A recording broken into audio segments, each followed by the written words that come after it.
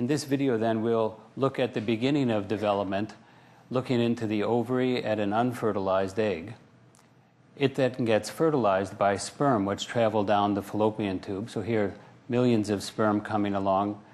Several of them will hit the egg and try to penetrate it, but one will win, as it were, go into the nucleus, and then there's a reprogramming process where the male and female nuclei have their genes set aside to be turned on and off for early development.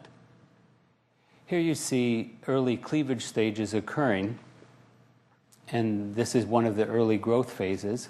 As the embryo moves down the fallopian tube, it's going to form an important stage called the blastocyst here in a few seconds. Of course, in real life that takes days, about 5 days.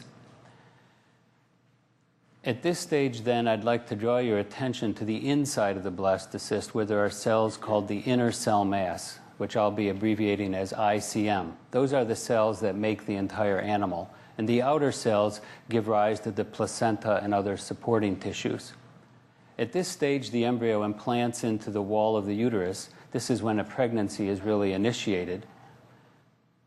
And now we'll see those blue inner cell mass cells form a disc, and then as the cells continue to grow, they change their physical positions, their kind of geographical relationship to one another.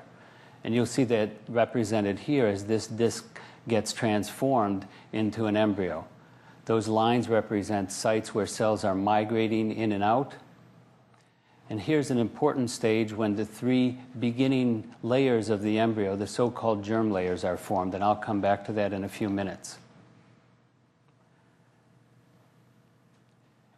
As development proceeds, there's more growth and movement of cells. It'll begin to form a neural tube. Here it turns, and appendages start to bud out. You see the head forming and the eye.